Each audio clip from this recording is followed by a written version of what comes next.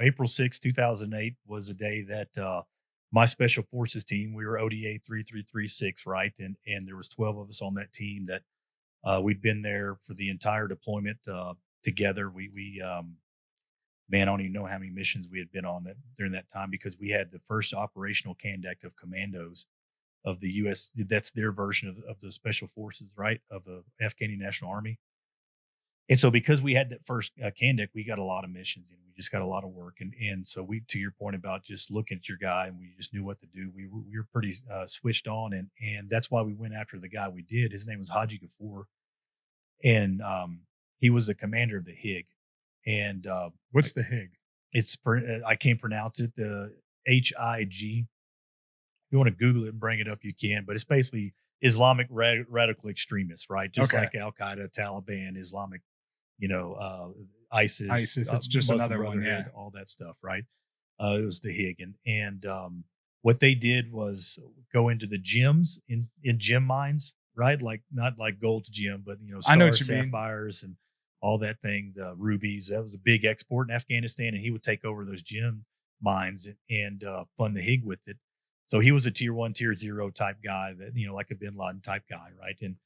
And so we've been trying to get him the entire deployment, and just for some reason, he just kept moving, but he was there this time. Right.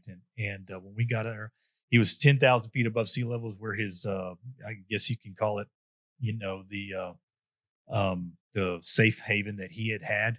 If you don't know where the Nuristan province is, it's, when Trump first took office, he dropped the Moab, the mother of all bombs. Yeah. He dropped it in the Nuristan province, right? Okay. So it's just a known, bed for bad guys. And because of that, there's no intel, right? Because you're 10,000 feet up. There's no really human intelligence that goes in and out of there that often, other than what we get from ISR footage up top, right? So we just knew that he was there, because of what we had saw. And now it's time to go. And when we go on to this mission, I always want people to realize that, like, you just never know, because you have real-time updates as you're going to the objective, right? And what it's like, when you get onto that helicopter and it's just chaotic, right? You got your headset on like we got right now, but in the head, you're listening to the ground force commander, which is your team leader, talking to the pilot that's talking to the JSOC commander, that's talking to the CG commander, like all this communication, and you're waiting for those 3 words that every cool guy wants to hear, right? Execute, execute, execute. And that's when the wheels lift off the ground of this helicopter. And that's the moment I always say we're living, right? And we kind of talked about it off the camera earlier about how that it's addicting, right? When those wheels lifted off the ground, like I didn't know if I was going to be alive when it landed. Right. Right. Think about that moment. Like, think about how significant that is, where, whenever you open your door, whenever you open it again, you don't know if you're going to be alive, man. Yeah. You don't know if you're coming back. Right. And that intimacy, right? That just being present at an extreme level, it's intoxicating, right? It's like when you're on that field, right? You're in that moment. It's intoxicating, man. As you're going through this air, field, and you're flying through this mountain range, and you're hearing phase line alpha check, phase line Bravo check, right? Real time update. Hey, target's still there. Roger that. We're going to, and you're just getting amped up as you see the moment about to happen, which you're standing up now and you're looking at the back of this helicopter about to run out of it, and you're waiting for that green light to go. Well, that's what happens, right? You've run out the back, but we're not even on the ground yet, right? Think about how rocky and bouldering this valley was trying to come into this thing, this mission. Like, we couldn't even land, right? So like Mike Tyson eloquently says, everybody's got a plan to get punched in the face. Yep. That's what it was for us, man. We go to run out the back of this bird, and we got to jump with 60 pounds of kit, 10, 15 feet off the ground, right? That's taller than this ceiling right here. And what do you think's going to happen, right? We're going to get a sprained knee, twisted ankle or something. You're going to lose 20% of your element just because you jumped out of a helicopter. Yeah. Fortunately, we are the superheroes that we think we are, and no one got hurt, got our accountability. And that's when we started walking up when I say, so wait, so you guys jumped 15 feet out of the helicopter onto those you're not landing on like some flat ground either, no, right? Right. You're landing on boulders. On rocks. Yeah. And nothing happened. Nothing. Like no twisted ankles.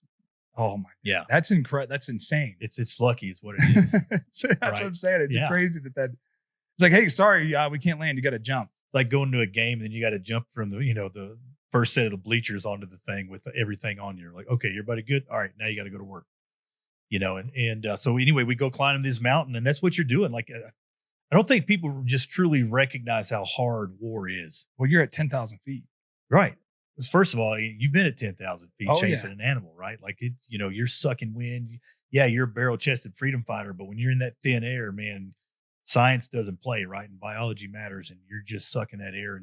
And oh, by the way, you're not just walking on on turf like you do on a football field.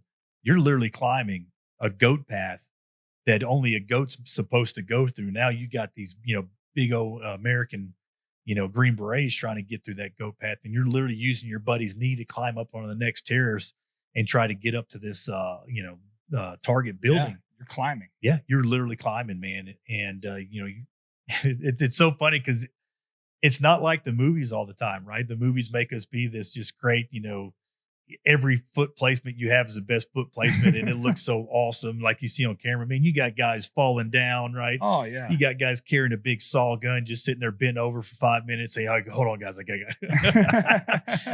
So it's just so human part of the battle, but I was assault team 1 leader, right? So it was my job, along with Dave Sanders, to be the first guys into this building or into this village to lock a building in. That way, no matter what, we can go into that building and have either a casualty collection point, or a C2 element, which is a command and control element, and that way, no matter what, we can come back to this house. And man, I was 40 yards from that first building again, climbing upward. And that's when we got opened up on with an avalanche of gunfire. And I say that not to sound cool, not to be dramatic, man. That's exactly what it was. And Just overwhelming gunfire. And, to put it into perspective, right? Because that's what if you notice, like, that's what I like to do. I want you to know genuinely what it was like, not Yeah. just, oh, we got shot at a lot. Like within the first 10 minutes of this firefight, we already had our lead interpreter, CK, he got shot in the throat, died on impact. Right. So imagine what that's like, having to walk over his body as you're trying to go from one position to the next. Right. We have Dylan Bear, he got shot in the hip. Initial assessment on him was 20 minutes to live. So what does that do to your mindset, right? All right, well, we got CK, which now that he's dead, we can't talk to not only the bad guys, but the good guys and help them move in position to the next. So where our capabilities on the battlefield are limited because we can't communicate with our host nation force. Now we got Dylan shot. He was a radio transmission operator. He was the RTO, right? So that's kind of an important thing to do, is communicate with higher up what's going on. Initial assessment on him's 20 minutes to live. So we knew that in 20 minutes, we're not going to get off the mountain, right? We're not going to call in a medevac bird. The medevac bird's not going to get there. We're not going to get him on there in 20 minutes. So what's going to happen? Dylan's dead. Yeah. Right. And then Luis Morales gets shot not once, but twice in the leg.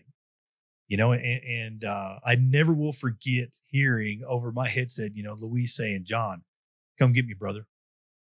Right. Think about what that may not mean a lot to a civilian, but if you'd realize that, like, you don't say that over the internet or over the radio. Oh, that's your brother. Yeah. Like, you use proper radio etiquette. Bravo 1, this is Charlie 2, right? Charlie 3, this is Bravo 2. Like, you have a call sign that you use, and he's saying, "John, come get me, brother." So again, what does that do to your mindset? So that's what I mean by an avalanche of gunfire. Like, within the first 10, 15 minutes, we were just getting hammered. Yeah. And casualty after casualty after casualty was happening. We're trying to fight uphill, against insurmountable odds, because we didn't know at the time that, we thought there was only going to be about 15 to 20 bad guys into this village. They're like, "Hey, we got that." Right. We got 12 to 15, SF guys with 60 commandos. We got some air coverage. We'll pick that fight, but we didn't realize it was, 3 to 4 times that. So how many guys do you think were up there? So obviously, after the fact, they did a battle damage assessment, and they said between 200 to 250. Oh my goodness. I mean, that is way off. Yeah. So it was a horse. So whose intel were you going off? Well, to my point, there wasn't any. Right. Okay, Because you can't go in and out. So you don't have people to go in there and drive around and say, "Hey, what's going on?" It's just the ISR footage. It's just the stuff from the above. Surveillance from above. Right.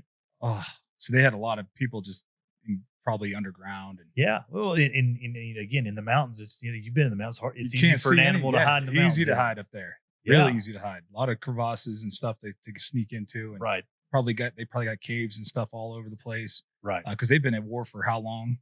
I mean, centuries. Yeah, centuries of war. So it's like they have all this stuff all these pathways. You know that somebody from the Vietnam War, a Viet Cong soldier, actually said that we've been fighting here for so long that it was easy when the Americans came because they were just these Right.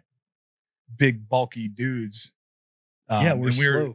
that were slow, couldn't get around the jungle fast, and we were just like in and out of these tunnels, no Right. problem. You know, so I'm sure it was like the same kind of style of fighting with these guys. So how did they know you were coming? They just Have you ever been in the mountains? Well, yeah, Would you hear a helicopter coming in the mountains? absolutely. You'd You'd hear Would you that. hear 6 helicopters You'd coming hear in the that mountains? some bitch coming from way out there. Right. I mean, You know, it's- and make no mistake about it, we talk about how austere and rudimentary their warfighting, capabilities are. Make no mistake about it, there's 3 types of technology that I saw all over Afghanistan and Iraq. They may not have running water, they may not have sewage and a working commode, but they'll have an oil burning lamp, an AK-47, and a cell phone. Yep. Right. And so when they're on those mountain ridges, they're calling each they're other. calling each other like, hey, we got Americans coming your way. Yep. So they were ready. They were ready to fight. Oh man, you're walking into just like a hornet's Yes, nest. and that's what it was that day. And so yeah, this was, within the 15 minutes, that's what happened. And then at that point, we came back down because if you think about what it was like to, walk up these switchbacks, I'm sure you're familiar Yeah. with, right? Well, they were getting shot below where I was, right? So I was the lead element up here closest to them, where they were shooting behind us back to the command and control element where they were. So I had to come back down from my position to initiate what I keep saying is Operation Human Shield, right? Because there's no cover, at all, little concealment that you could have on those goat paths. So I was bringing my element down like we were just going to catch bullets. That way, the only medic that was on that entire mission, Ron, can come out there and actually, keep these guys alive. These guys being Dylan and being Luis, and that's what worked out great for 2 to 3 hours. We just from bombing as much as we can and eliminate targets as much as we can while they're working on them, and that's when I get shot. So when you get back down to the Right. building that you guys had secured when you first got there, Right. that's when you got. So was it just like a stray bullet? Like, So I talk about me. So I wasn't in a building. Like we never even got to the building. We were just in this little nook crevice area, yeah, right? And I was moving from one position to the next, trying to get a vantage point, to shoot a guy, and I fell forward with the most excruciating pain I ever felt in my life. Mm. And I fell forward, and then when I rolled over, obviously I was on my butt and I was looking at my leg, and it was just hanging at a 45-degree angle, only by an inch of flesh. Oh, Right. So just think about that moment. I can't even imagine